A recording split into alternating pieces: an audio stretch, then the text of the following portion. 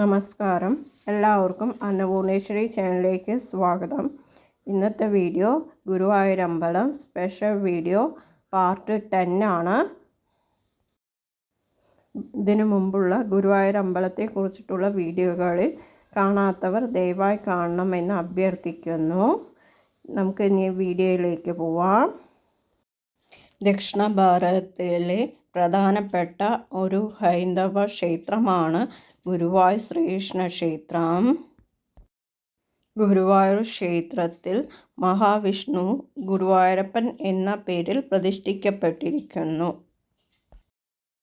വിഷ്ണുവിൻ്റെ പൂർണ്ണാവതാരമായ ശ്രീകൃഷ്ണൻ എന്ന രൂപത്തിലാണ് ഗുരുവായൂരിൽ പ്രതിഷ്ഠ.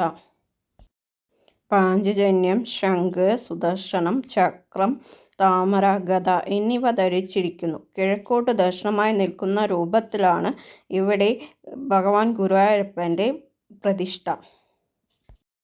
ഗുരുവായൂരമ്പലത്തിൽ ഗണപതി, അയ്യപ്പൻ, വനദുർഗ ഭഗവതി, ഹനുമാൻ, സുബ്രഹ്മണ്യൻ എന്നിവരാണ് ഉപദേവകൾ. കൂടാതെ ക്ഷേത്രം വക ചെറിയൊരു ഗണപതി ക്ഷേത്രവും സർപ്പക്കാവുമുണ്ട്.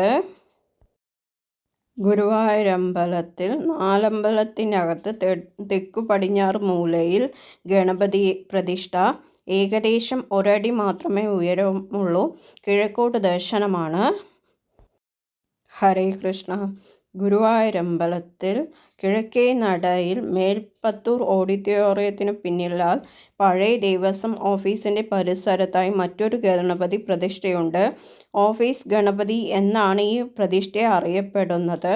വനഗണപതി ഭാവത്തിലാണ് പ്രതിഷ്ഠ. അതിനാൽ ശ്രീകോവിലിന് മേൽക്കൂരയില്ല. മറ്റുള്ള ഗണപതി വിഗ്രഹങ്ങളിൽ നിന്നും വ്യത്യസ്തമായി തുമ്പിക്കൈ ഇടത്തു ഭാഗത്തേക്കാണ്.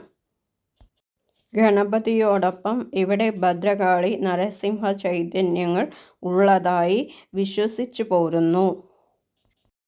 ഗുരുവായൂരമ്പലത്തിൽ നാലമ്പലത്തിനകത്ത് വടക്കേ നടവാതിലിനു സമീപത്തുള്ള തൂണിലാണ് ചിരഞ്ജീവിയും ശ്രീരാമദാസനുമായ ഹനുമാൻ സ്വാമിയുടെ പ്രതിഷ്ഠ.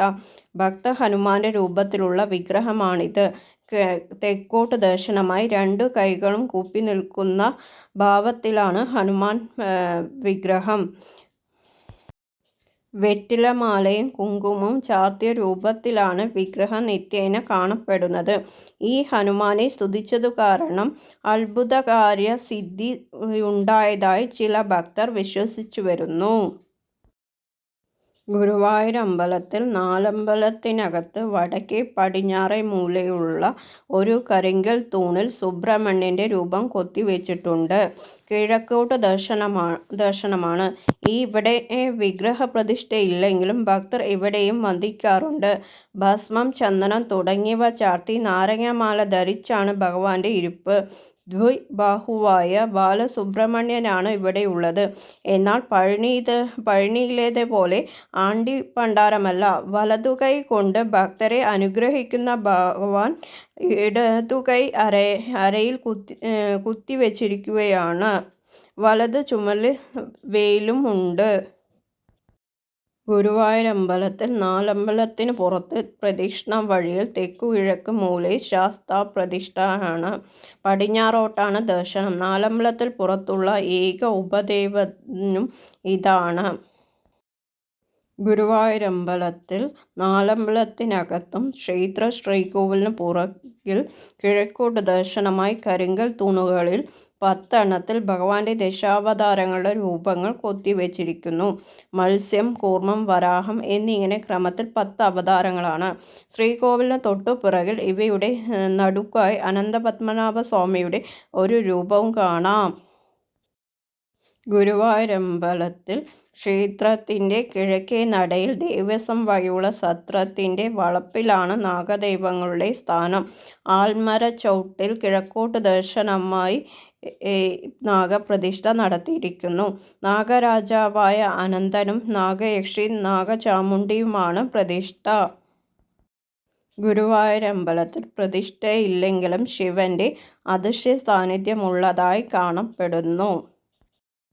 ഭഗവതിയെ തൊഴുത് വടക്ക് കിഴക്ക് മൂലയിലെത്തുമ്പോൾ ഭക്തർ വടക്ക് പടിഞ്ഞാറ് നോക്കി ശിവനെ വന്ദിക്കുന്നു. ക്ഷേത്ര നാലമ്പലത്തിനകത്ത് വടക്കുഭാഗത്ത് ഒരു കരിങ്കൽ തൂണിൽ പാർവതി സമേതനായ ശിവന്റെ രൂപവും കൊത്തിവെച്ചിട്ടുണ്ട്. ഭക്തർ ഇവിടെ വന്ദിക്കാറുണ്ട്. ഗുരുവായൂരമ്പലം മഹാക്ഷേത്രമായതിനാൽ നിത്യേന 5 പൂജകളും 3 ശീവേലികളുമുണ്ട്.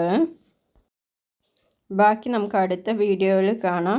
ഈ വീഡിയോ ഇഷ്ടപ്പെട്ടവർ ലൈക്ക് ചെയ്യുക, ഷെയർ ചെയ്യുക, കമൻറ്റ് ചെയ്യുക. സബ്സ്ക്രൈബ് ചെയ്യാത്തവർ സബ്സ്ക്രൈബ് ചെയ്യാൻ തൊട്ടടുത്ത ബെൽ ബട്ടൺ ഓൾ എന്നുള്ളത്. അപ്പം ഞാനിടുന്ന പുതിയ പുതിയ വീഡിയോസ് നിങ്ങൾക്ക് നോട്ടിഫിക്കേഷനായിട്ട് വരും. എല്ലാവർക്കും ഗുഡ് ബൈ. ഹരേ കൃഷ്ണ.